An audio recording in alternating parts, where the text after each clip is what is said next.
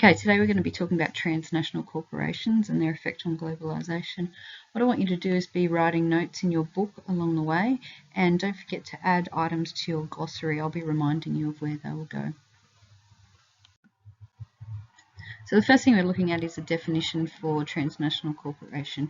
So a transnational corporation has its headquarters in one country and it operates either wholly or partially in other countries. And the offices in the other countries often report back to a central headquarters, which are more than likely in developed countries.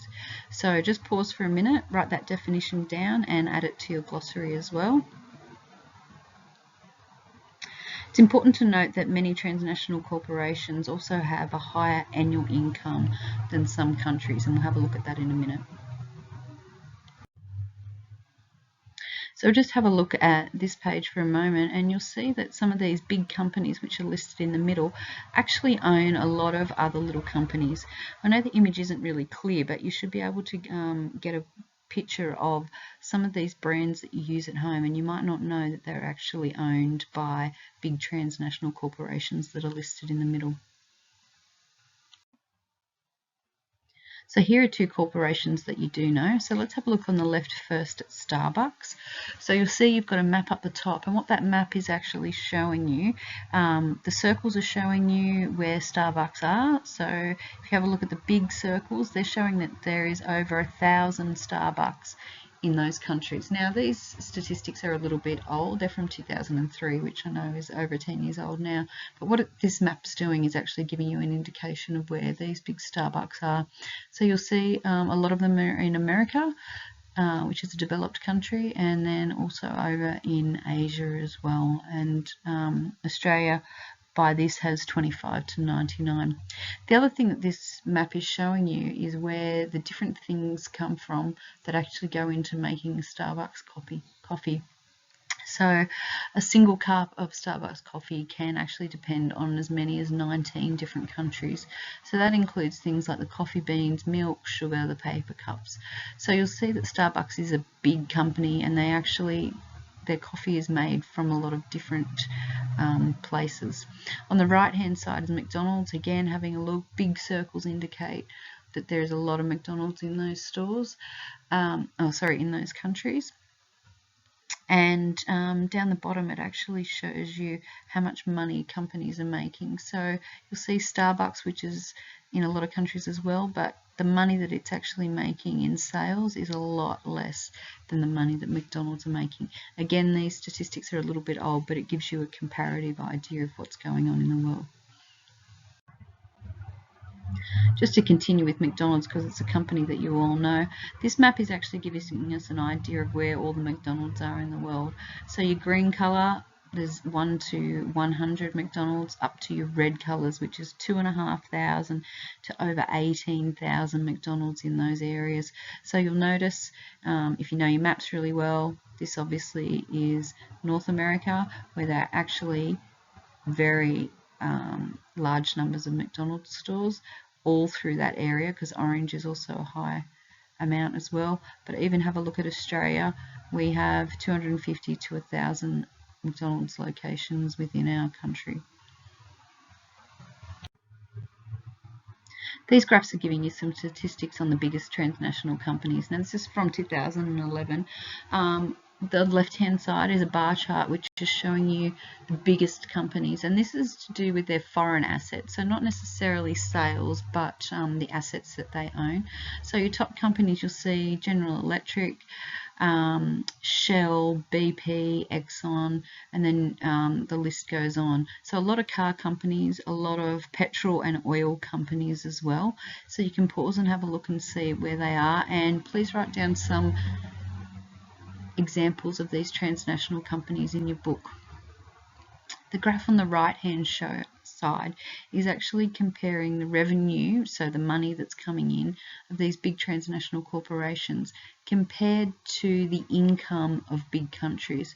So you'll notice there that companies like Walmart, which is like your Kmart or Big W in America, Walmart, Mobil and Shell, they are actually really huge companies that their income is actually more than the whole income of Sweden or Saudi Arabia or Austria, which are huge countries that make a lot of money.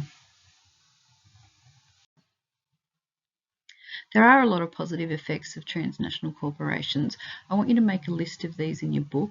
You don't have to write it word for word, and you can pause it after I finish talking to write them down. So the big thing is that TNCs are able to benefit from cheap labour, and that's often why they move their factories overseas, because they can actually get their products made for a cheaper cost. That cheap labour also means that the product cost is kept down, and they can actually then sell the product to you. So that's a huge bonus for us, because we can get our products here a little bit cheaper, and that's why the companies are doing it. So if costs are low, the profits are then high, and a lot of companies will actually reinvest their money then into product innovation, new technology. So this is how we're always getting new and evolving technology. You could use Apple as an example. That's because they're keeping their production costs low by using cheaper labour, so then they can actually put more money into developing more technology, so that in a couple of years' time, we can have new iPhones and iPods. Another positive is the creation of jobs for people in poorer countries. These big companies go in and they actually create factories, and then a lot of poorer people get jobs that they wouldn't have got otherwise. And those jobs can be more reliable than farming, which is what a lot of them would be doing otherwise. Once the TNCs go in and build their factories, they also have to build roads and put up power poles and things like that, so that can benefit the local area as well. So make sure you get a note of those positive effects in your book. There's always a flip side to positive effects. So there are negative effects of TNCs. The first thing is that a lot of smaller businesses can't actually keep up with them. They can't move their production costs overseas, so their costs are a lot higher, and a lot of them actually go out of business, and we see a lot of that happening. Once TNCs move their production overseas to take advantage of cheaper labour, local jobs are lost. So we saw that happen with the Bonds factory closed. A lot of Australian jobs were lost. Also, we're seeing it coming up with the Ford factory, who are closing a lot of their operations in Victoria and moving them overseas. So I think by the end of 2016, Ford's actually going to finish up production in Australia, and by the end of that, something like 1,200 jobs will be lost. So that's a big negative for people in the local area. Another thing with TNCs is that they often have huge machinery. A lot of their factories are automated, so they actually can be employing fewer workers. Workers in these factories, particularly in poorer countries, have a lot poorer working conditions as well, and they can be using child labour, so that's a huge negative. These big companies, once they go in, they can actually damage the environment, or they can use the natural resources, or they can actually take up land that the local people would have been using instead for themselves. Some TNCs actually don't put a lot of money back into local areas. They're all in it to make their profit, which then often goes back to shareholders who are living in richer countries. Just wanted to make note of the word sweatshops. So sweatshops relate to transnational corporations because these are what their factories are called. In sweatshops, adults and children can work long hours in terrible working conditions for low wages. Often those working conditions were very hot, which is how they got the name sweatshops. In these places, safety can also be an issue. What's happened now is that many people have started protesting against companies who use sweatshops and child labour, and it's actually forcing them to examine their rules regarding labour. So I want you to make sure that you've written notes on the definitions and the positive effects of transnational corporations in your book.